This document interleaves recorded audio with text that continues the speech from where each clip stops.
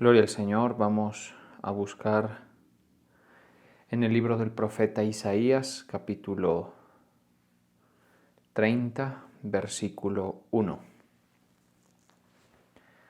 Isaías, capítulo 30, versículo 1.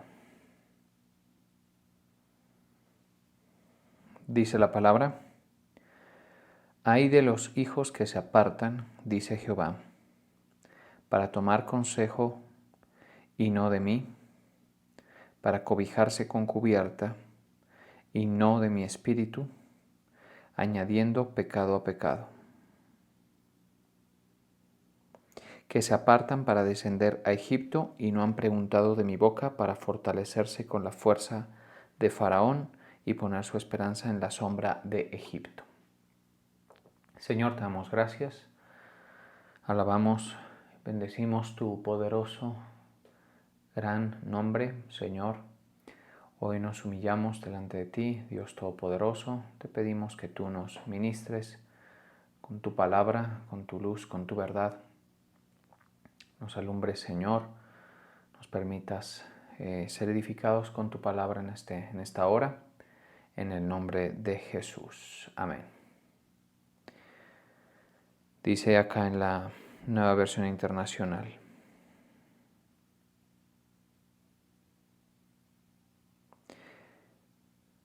El Señor ha dictado esta sentencia: Ay de los hijos rebeldes que ejecutan planes que no son míos, que hacen alianzas contrarias a mi espíritu, que amontonan pecado sobre pecado, que bajan a Egipto sin consultarme, que se acogen a la protección de Faraón y se refugian bajo la sombra de Egipto. Bien, este pasaje que estamos aquí citando es bien profundo en sus implicaciones.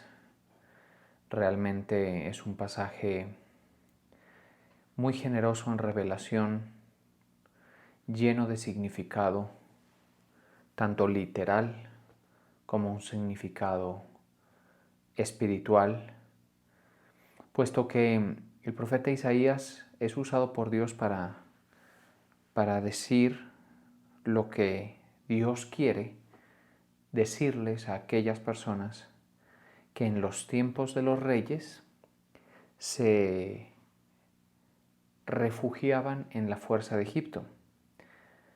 Básicamente, como sabemos, algunos reyes de Israel y en algún momento alguno de los reyes de Judá tuvo esta intención de cobijarse, digámoslo así, bajo la protección de un rey fuerte como era el faraón, rey de Egipto. Y esta situación, pues naturalmente, en los casos en los que se presentó, pues fue desaprobada por el Señor. Además, también se presentó que algunas personas, esto muy cercano ya a la época en que Faraón fue dominando a Asiria y también atemorizando a Egipto, algunos de Judá fueron o huyeron a Egipto tratando de refugiarse allá. Entonces, como les digo, este es un pasaje lleno de significado porque obviamente tiene que ver con esos eventos a quienes el profeta Isaías les habló diciendo lo que Dios opinaba sobre lo que estas personas estaban haciendo, algunos reyes y otras personas de menor rango. Y también es lleno de significado porque es una lección espiritual y una instrucción espiritual muy clara, muy clara. ¿Sí? Es decir, la revelación está aquí prácticamente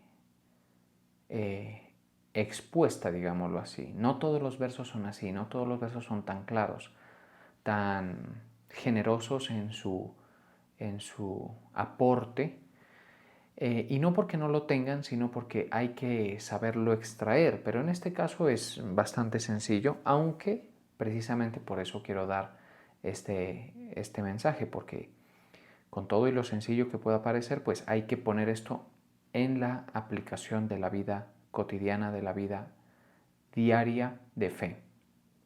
Entonces, el título de este pasaje es La futilidad de confiar en Egipto, ¿sí? ¿Qué significa eso? Bueno, básicamente es como lo vano, lo inútil de confiar en Egipto. Eso es lo que podemos entender con el título. Y el Señor se está refiriendo, insisto, a los que históricamente tuvieron una relación con Egipto, pero también se está refiriendo en un sentido espiritual. Y en un sentido espiritual sabemos, por la suma de la palabra, que Egipto representa el mundo, el sistema mundano, el sistema donde las tinieblas están establecidas.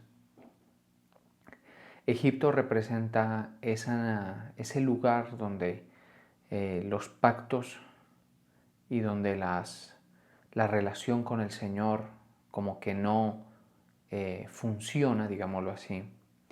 También Egipto representa en cierto aspecto un enemigo del pueblo de Israel, porque sabemos por versos como los que hay en Génesis que los egipcios aborrecían a los hebreos, ni siquiera se planteaban comer con ellos.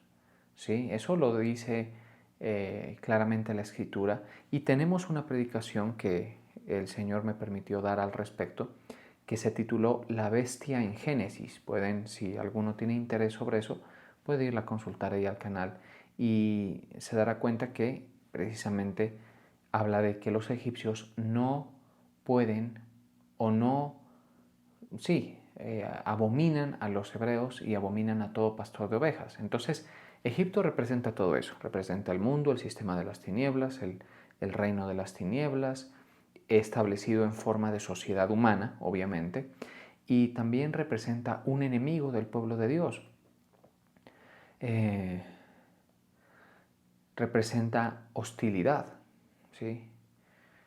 Y eso es lo que quiere decir el Señor con Egipto. Entonces, confiar en Egipto es vano y es un error porque se está confiando en un enemigo de Dios o del pueblo de Dios.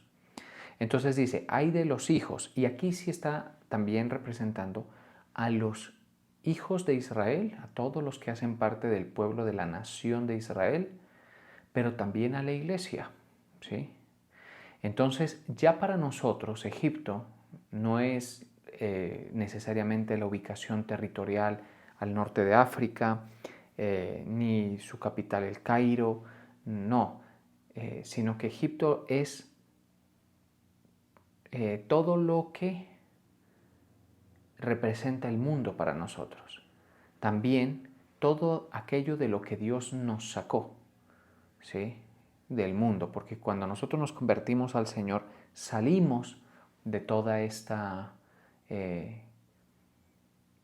este ordenamiento, este sistema mundano de tinieblas y de iniquidad que representa Egipto, precisamente.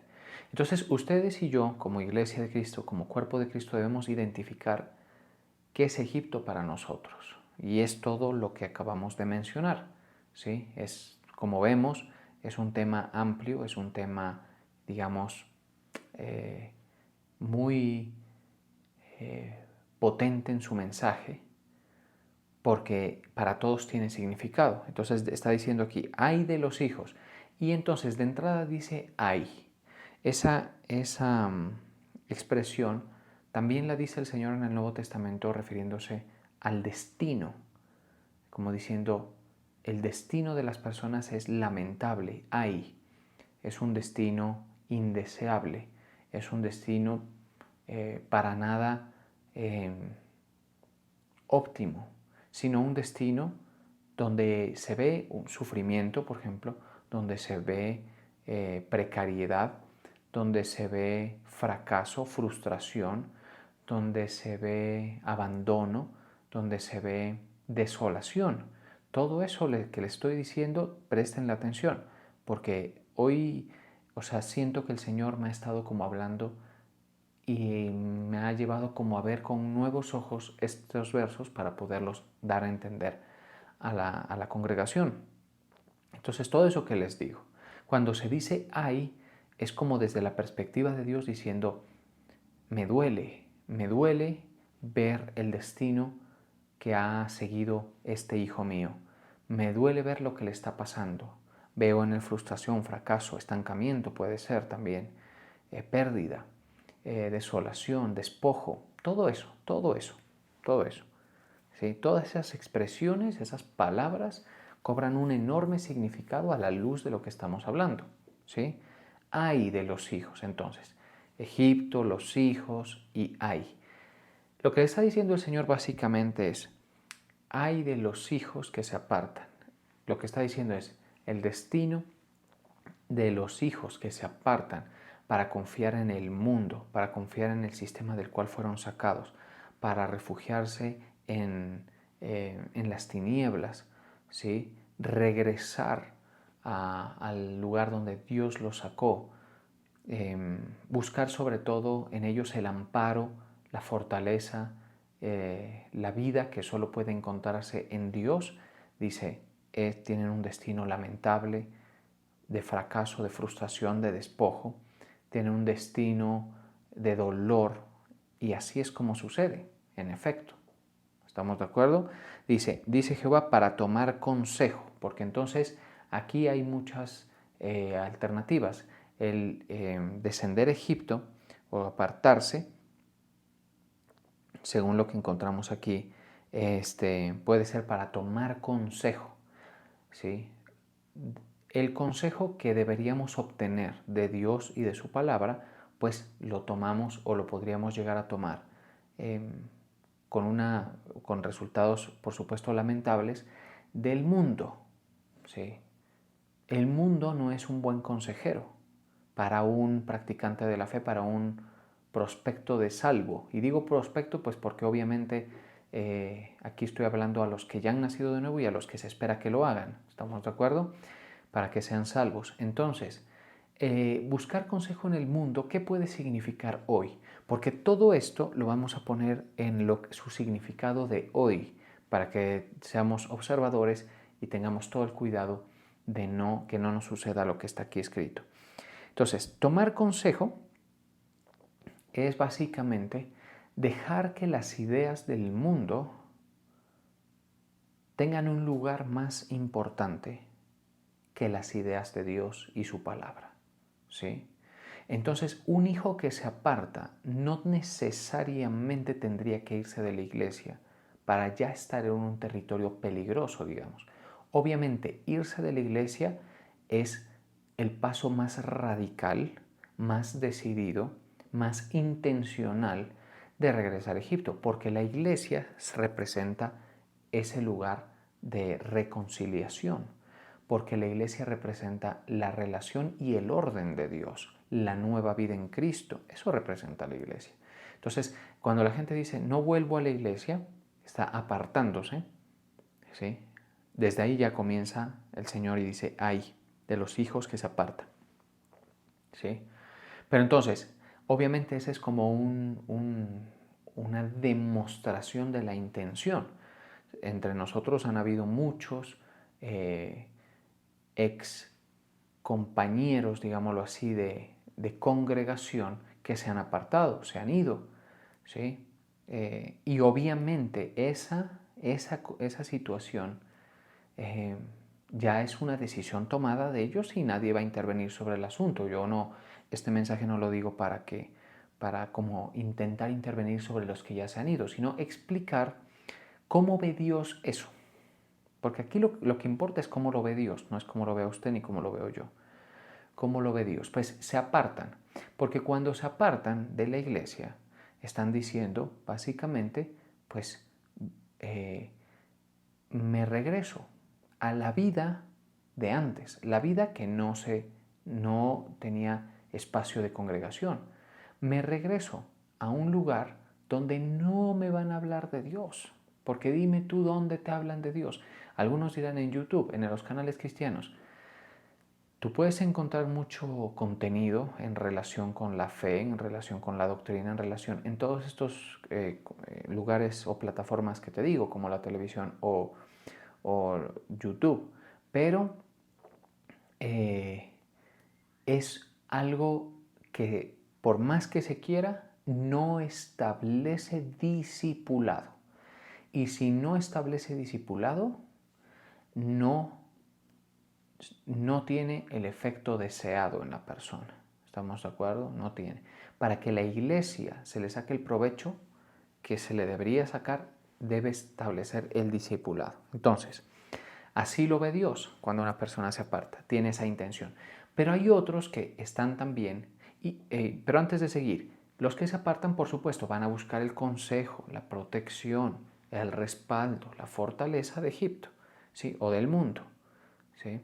También eso ya lo decidieron y lo están haciendo, pero hay gente que es como que estando dentro de la iglesia por su ceguera y por no entender las cosas, a veces, por decirlo así, juguetea con esta actitud de encontrar en Egipto o encontrar en el mundo aquello que solamente Dios nos puede dar. Por ejemplo, el consejo. Entonces, para tomar consejo es cuando nosotros creemos, aceptamos, recibimos y nos dirigimos por los dogmas del mundo. Los dogmas del mundo, las ideas, las ideologías, las filosofías, todo eso, ¿sí? Las corrientes. Es una situación peligrosa esa, porque entonces por ahí empieza la seducción, luego puede terminar yéndose. Pero el caso es que ya en este punto vemos un proceso de distanciamiento, con esa expresión me doy a entender mejor, un proceso de distanciamiento que empieza ¿dónde? En el corazón de la persona. O sea, el distanciamiento y el apartarse empieza en el corazón, cuando dejamos de valorar el consejo del Señor, cuando no nos parece atractivo lo que el Señor está ofreciéndonos. Así funciona. Igual que, por ejemplo, en un matrimonio. Antes de que venga un adulterio o una infidelidad, hay algo en el corazón. Por eso el corazón hay que monitorearlo y cuidarlo. ¿Sí? Pues si eso que hay en el corazón no se somete, puede terminar en un adulterio, puede terminar en una infidelidad. ¿Sí? Así, la distancia primera sucede entre la pareja estando juntos. Así funciona, estando ahí bajo el mismo techo, digamos. Ya luego comienzan a suceder cosas fuera, pero ya son simplemente un efecto de lo que se mueve dentro. Entonces, así funciona. Ahora, se apartan. ¿Qué destino les espera? Según el Señor. Aquí usted me dirá, ¿quiere meter miedo? ¿Quiere decir o paniquearlo a uno? O tratar de guiarlo con métodos coercitivos o obtener de nosotros con métodos coercitivos cualquier reacción. No, yo te digo, lo que está diciendo aquí es, si eres hijo, ojo, porque si no eres hijo, te vas al mundo y no pasa nada. De hecho, si no eres hijo, nunca vas a echar raíces en las cosas de Dios. Así te lo digo. Va a ser de corta duración. Entonces aquí no tampoco nos estamos refiriendo a todos, pero aquí dice, hay de los hijos que se apartan. Si eres hijo, ahí es diferente. Porque si eres hijo significa que eres una persona pues vinculada con el Señor, en el más alto grado, digamos, de vínculo afectivo que es del padre al hijo y del hijo al padre, ¿cierto? En ese sentido. Entonces dice, hay de los hijos que se apartan, dice Jehová, para tomar consejo y no de mí. Entonces, para tomar consejo.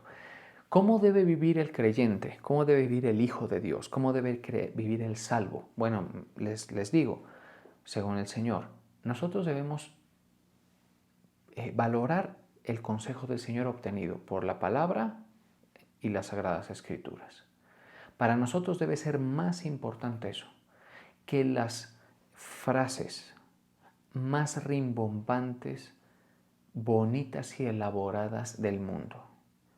¿Sí? El mundo dice una cosa, nosotros decimos otra. ¿Sí? El mundo se mueve bajo unos dogmas, nosotros por otros. Y entonces ya vemos que nosotros pensamos como el Señor nos ha dicho.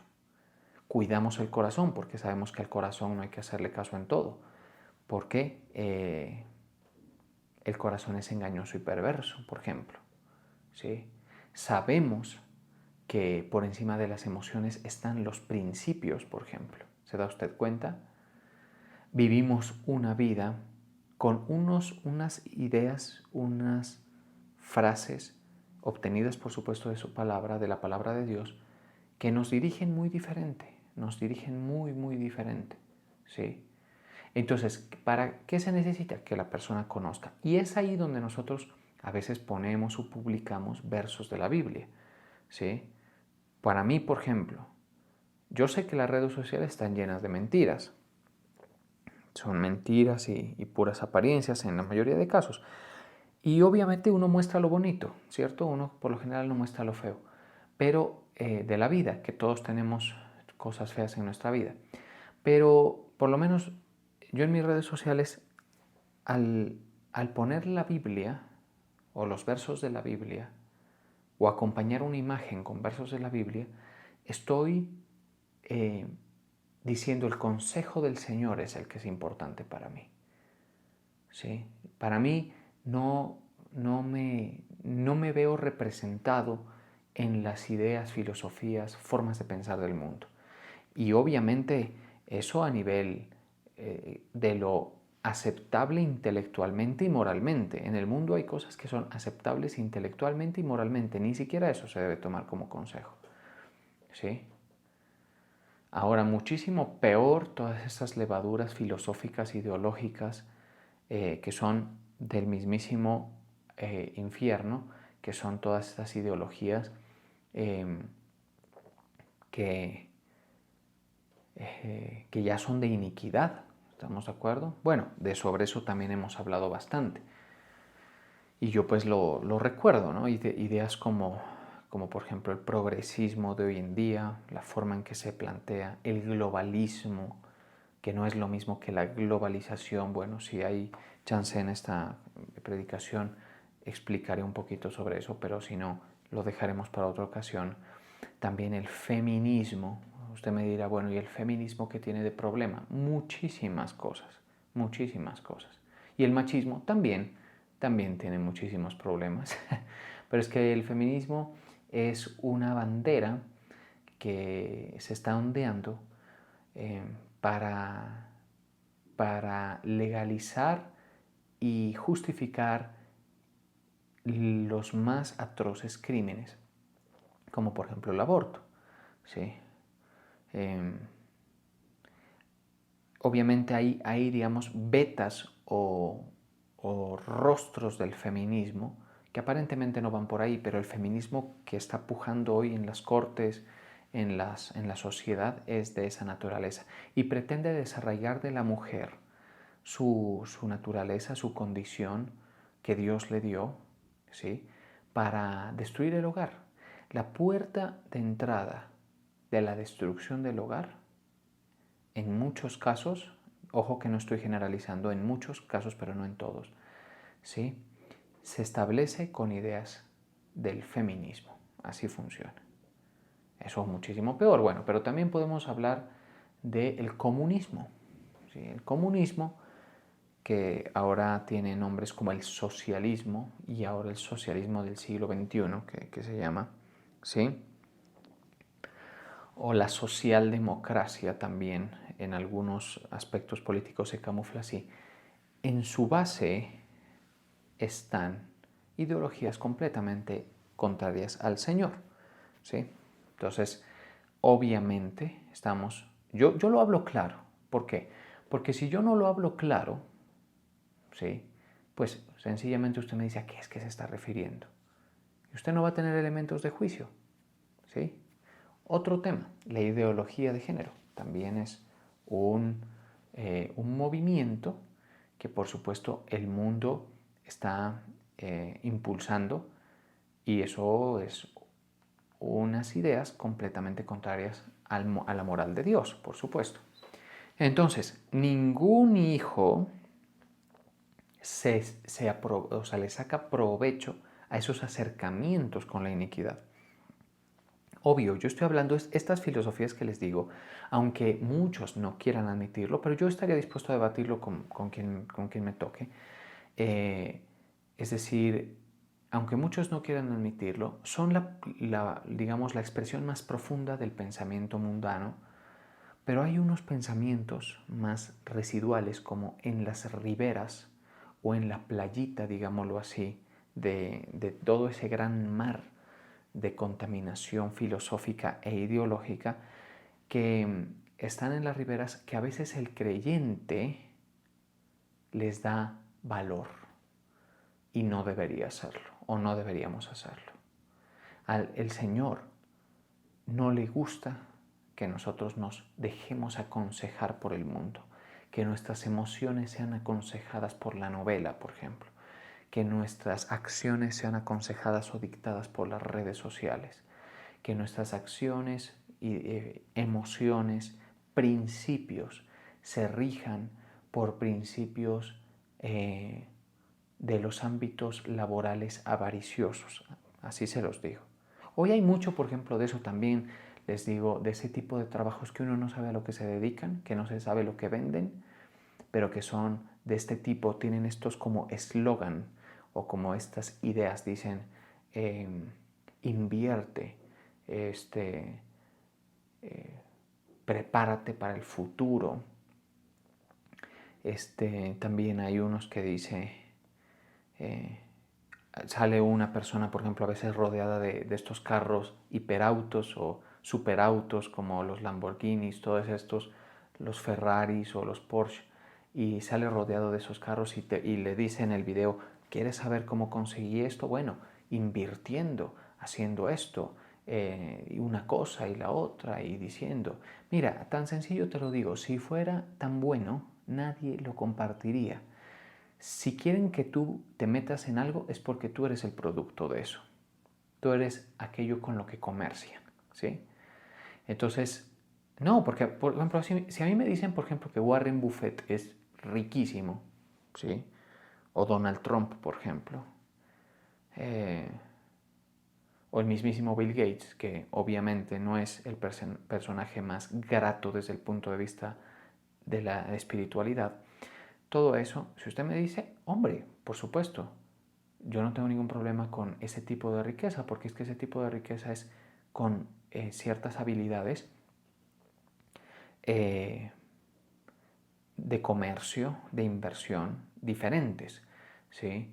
Es decir, si son sagaces, son muy hábiles en la creación de riquezas, pero por ejemplo en el sector inmobiliario, como en el caso de Donald Trump, o en el caso de la informática, como en el caso de Bill Gates, o en el caso de el inversionista en empresas como lo es Warren Buffett.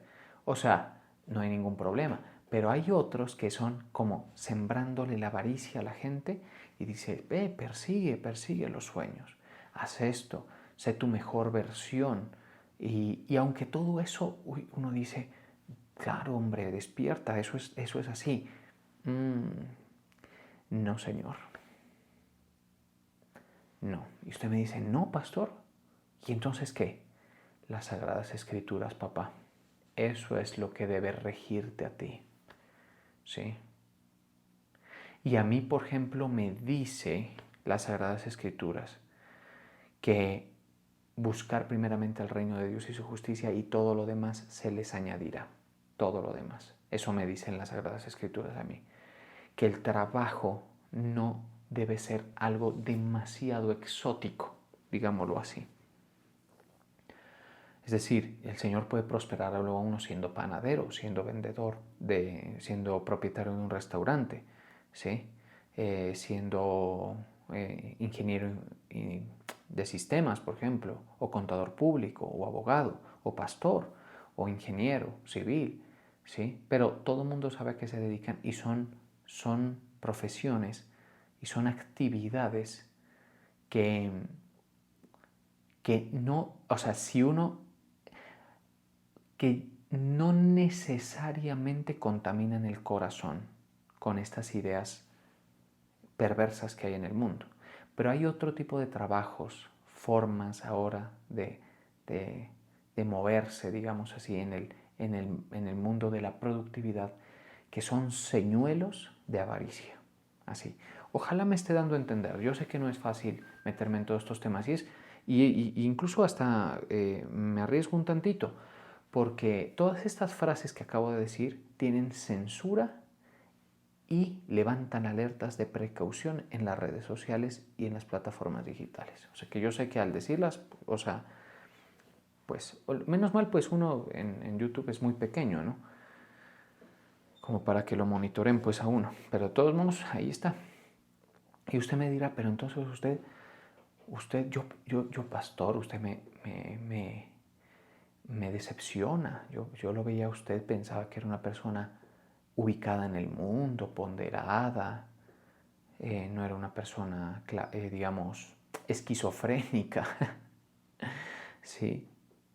Y yo le respondo, no, es que no es esquizofrenia, ni tampoco es conspiracionismo, para nada. El misterio de la iniquidad está avanzando y fuertemente en las ideologías del mundo. ¿Sí? Lo que te estoy diciendo yo sé por qué lo estoy diciendo. ¿Sí? Pero bueno, al final del día lo he dicho y es la forma en la que el Señor me permite transmitirles lo que quiero decirles. Entonces, el hijo que se aparta a buscar consejo va recibiendo todo esto que en el mundo es como que el mundo nos estuviera dando cátedra diariamente, poniéndonos ideas, sembrándonos insatisfacciones, poniéndonos. Y entonces es muy difícil. Uno tiene que hacer realmente casi un esfuerzo intelectual, espiritual y anímico para no dejar que lo saquen a uno. ¿Sí? Y el Señor obviamente le da sus ayudaditas a uno, le da sus ayudaditas. Una de ellas, que es la que mucha gente no valora, es la palabra impartida en la iglesia. Porque cuando el Espíritu Santo dirige la palabra, como es el caso, y yo estoy seguro que en mi caso se da que el Espíritu Santo dirige la palabra que les doy a ustedes, el Señor sabe lo que se está moviendo a tu alrededor y te manda el mensajito para que tú pilas. Aquí tienes el consejo del Señor y allá lo tienes el del mundo, el de Satanás, el de los impíos. Tú verás con cuál te quedas, ¿no? Pero entonces ya hay gente en otro nivel. ¿A quiénes se refiere aquí? A los que ya están buscando consejo allá. Ya, son por lo general las personas que le han dicho, yo no vuelvo, me voy, y se los ve, porque pues uno, y uno no es que lo siga, obviamente, en ningún momento. O se los ve o se lo cuentan a uno. Una de dos. O el Señor se encarga de que el pastor se entere. ¿Y por qué se encarga? Porque uno aprende de las experiencias propias y de las ajenas. Yo les confieso algo y se lo digo, y lo digo delante de la congregación, delante del Espíritu Santo que no me deja mentir, y de mi esposa que está, por supuesto, muy cerca de mí. A veces uno no quiere enterarse de cosas, ni siquiera le interesa, pero le llegan noticias. ¿Sí? Por ejemplo, gente que se ha apartado de la iglesia con ímpetu, diciendo yo voy a hacer mi hogar, voy a trabajar, porque hay unas levaduras estas de diligencia que se camuflan y parecen correctas, pero no son más que impiedad, ¿sí? No son más que impiedad. Yo conocí, por ejemplo, un muchacho, compañero mío, que llegó a ser muy cercano a mí y crecimos sirviendo al Señor. Sí, ambos éramos bateristas, luego él aprendió el bajo y servíamos. Y era un amigo de la iglesia, un amigo de la iglesia que yo consideraba buen amigo. Cuando entramos a la universidad, bueno, pasó un tiempo, todo esto. O sea, entramos en la edad en la que se va a la universidad. No fuimos juntos a la universidad, pero sí estábamos como en la edad.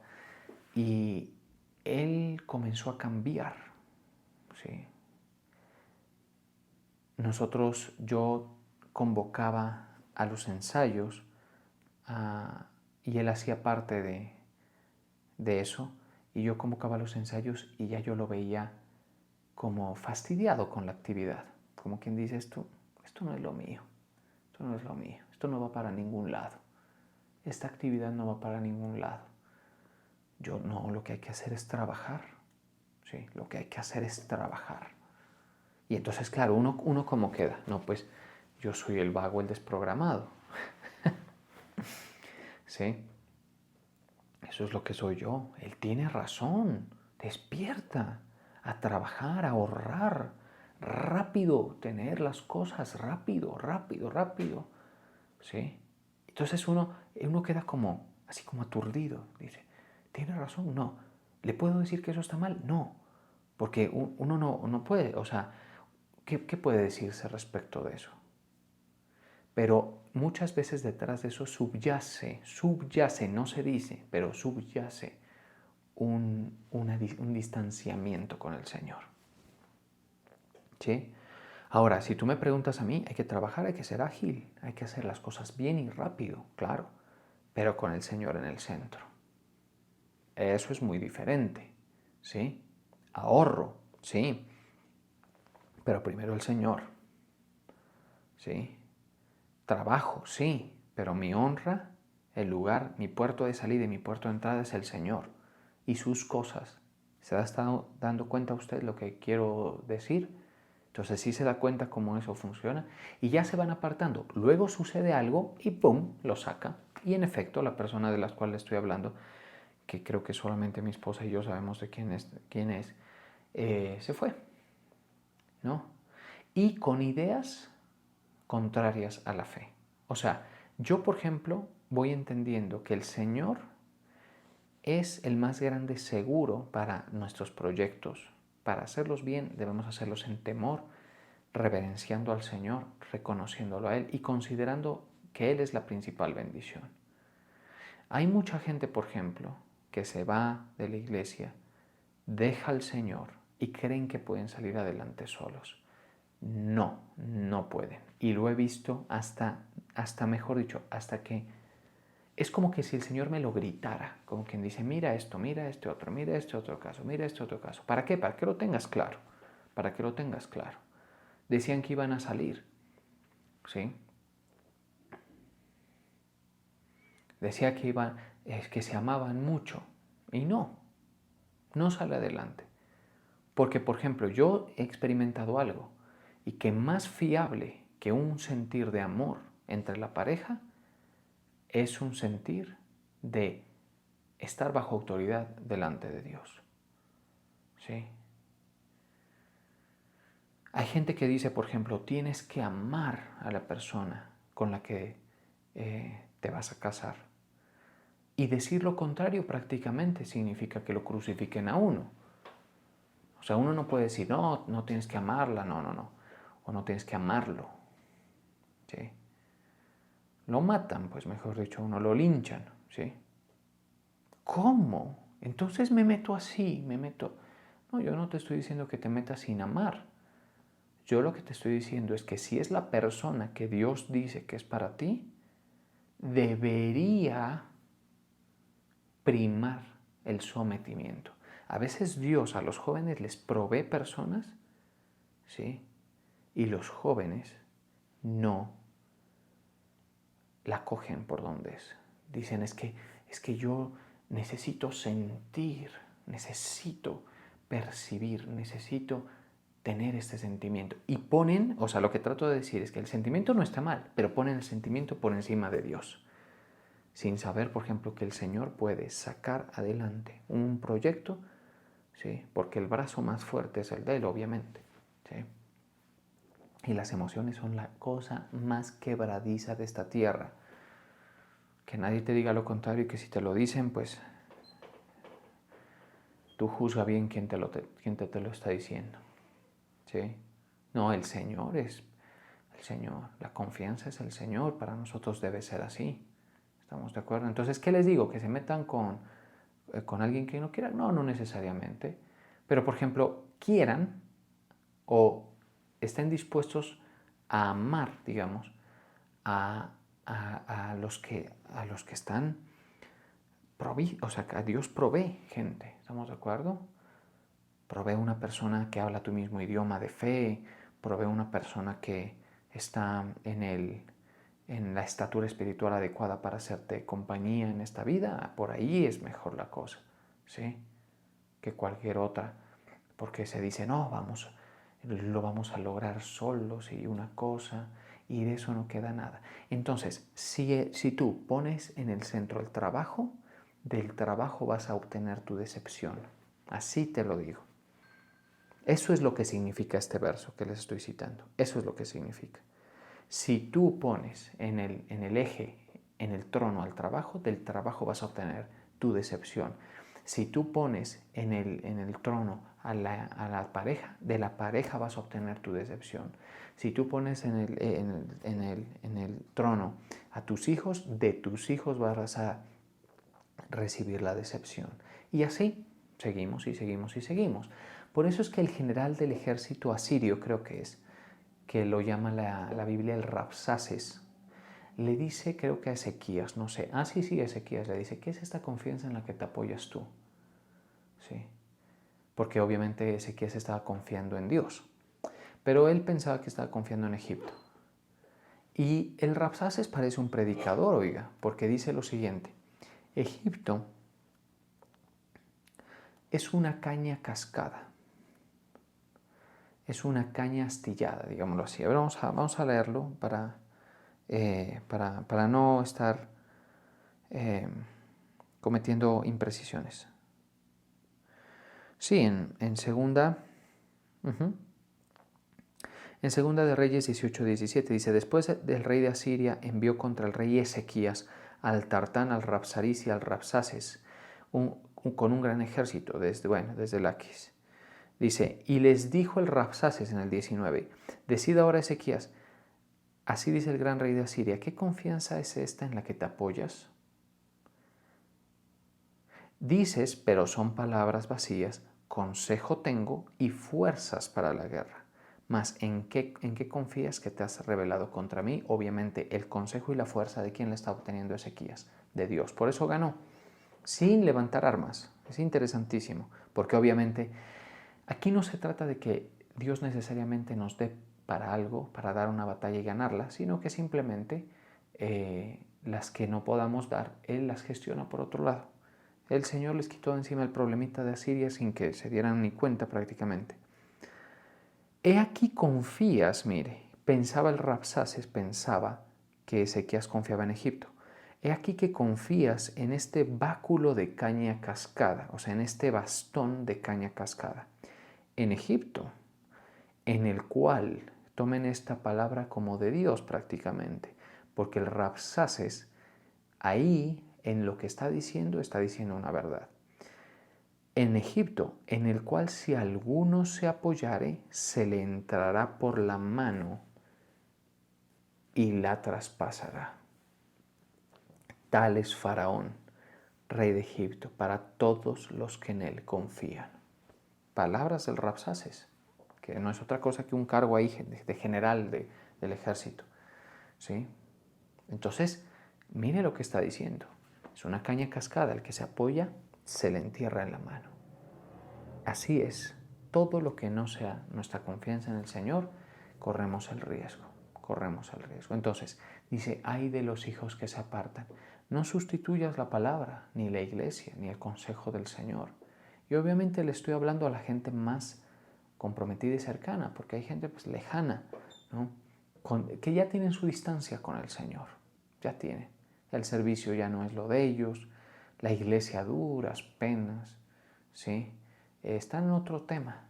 Y pues no te molestes, pero pues te tengo que decir la verdad, ¿sí? A mí el Señor siempre me ha pagado, esté usted o no esté usted, por decir lo que he sentido que el Señor me habla de parte de su palabra. Ahora, yo estoy en riesgo, obviamente, de apartarme, de que deje de poner en el trono esta confianza en el Señor, ¿sí? Pero ahí está el asunto, pues para eso es el llamado. Ten cuidado, no va a ir bien. No conozco al primero que le haya ido bien habiendo dejado a Dios plantado, habiendo dicho, no, lo que tú dices, no, por acá encuentro una idea mejor, sigue tu corazón, por ejemplo, o trabaja, consigue el trabajo. Cuando uno pone en el centro el trabajo se vuelve el productor de las más grandes decepciones. Yo conozco parejas, por ejemplo, que se dicen, no, trabaja tú, trabaja, y el mismo trabajo las separa, ¿sí? Eso es tremendo. Tú me dices, entonces, ¿cuál es la solución? Pues la solución para un hijo, insisto, para un nacido de nuevo, es poner al Señor en el centro. Obtener de Él el consejo, obtenerlo de Él. ¿Estamos de acuerdo? Ahí es. Porque obviamente no vamos a tratar todos los temas que a uno se le pueden ocurrir, de los cuales tengo en la mente, ¿sí? No. Pero en general, por ahí es la cosa. ¿Estamos de acuerdo? Espero haberme explicado en este famoso verso que leímos de Isaías 30 y también de Reyes, Segunda de Reyes. Vamos a orar. Señor, te damos gracias, te reconocemos a ti, nadie como tú, Señor. Gracias por tu palabra. Tú eres bueno, tú eres fuerte. Tú sí, Señor, eres el refugio. Tú eres la fortaleza de los siglos. Tu palabra dice que es mejor confiar en ti que confiar en príncipes. Es mejor confiar en el Señor que confiar en riquezas. Así lo dice el Señor en su palabra. De tal manera que nosotros nos humillamos delante de ti y sabemos, Señor, que no te tenemos que engañar para nada. Tú sabes quiénes somos, lo que tenemos, lo que hacemos, cómo pensamos. Ahora permíteme, Señor, bendecir a cada uno de tus hijos que dan sus diezmos, sus tributos. Los bendigo, Señor, en el nombre del Padre, del Hijo y del Espíritu Santo. Amén y amén. Gracias, Señor. Ministra a tu pueblo, a tu congregación, a tus hijos, a los que hoy tienen el privilegio de estar reunidos en esta iglesia, Señor. Muévete con tu luz y con tu verdad. Envía tu luz y tu verdad, como dice tu palabra. Estas me guiarán, me conducirán a tu santo monte. Gracias, Señor. Gracias. Perdónanos. En el mundo, Señor, no obtenemos. Nuestra fortaleza es el Dios de Jacob. Nuestra fortaleza es el Dios de Israel. El proveedor de nuestros recursos es Dios el Señor. Si tú tienes en el trono a alguien más, es tu responsabilidad quitarlo. El Señor reclama ese lugar en aquellos a quienes les ha sido revelada la palabra y dada a conocer el Evangelio. El Señor reclama que le seamos fieles en ese sentido. Gracias, Señor, por tu misericordia, por tu fidelidad. Nadie como tú, ninguno como tú, Señor. Tú eres el fuerte. Tu palabra dice, ay de los que se apartan y no han preguntado de mi boca, para fortalecerse con la fuerza de Faraón. Pero nosotros, Señor, queremos fortalecernos en ti. Tú eres quien nos fortalece, quien nos robustece, Señor, para poderle hacer frente a nuestros enemigos. Tú eres, Señor, el cerco que impide que Satanás nos perjudique. Tú eres nuestro mejor y más potente seguro, Señor, en todos los sentidos. Y aunque sabemos que tú no estás obligado, Señor, a actuar como esperamos en todos los sentidos, podemos confiar en ti, Señor. Tu palabra dice que la fuerza de Faraón se cambiará en vergüenza y el amparo en la sombra de Egipto en confusión. Pero contigo no, Señor. Cuando nos refugiamos en ti, cuando escuchamos tu palabra, cuando ponemos en el trono tus palabras, tus enseñanzas, tu doctrina, es diferente, Señor. Gracias. Te reconocemos. santo, poderoso. Si tú has creído esta palabra, puedes decirle al Señor, santo, poderoso, digno. Tú eres el refugio salvador de tu ungido, Señor. Tú eres quien sostiene, quien protege. Tú eres quien defiende. Si tú no apoyas nuestro trabajo, si tú no nos bendices, en vano trabajamos. Así es como el Señor quiere que te percibas. Y que vuelvas a poner atención y respeto por la palabra del Señor. Porque lo primero en lo que se nota la distancia con el Señor es con su palabra, también con la autoridad y luego con la alabanza también, con la iglesia en general. Gracias, Señor. Gracias, Padre eterno. Ministranos, fortalece a tu pueblo, la congregación, Señor, que tú has bendecido con tu presencia. Te reconocemos a ti, Dios Todopoderoso, fiel, justo. Gracias. Gracias, Señor. Vamos a continuar con la alabanza.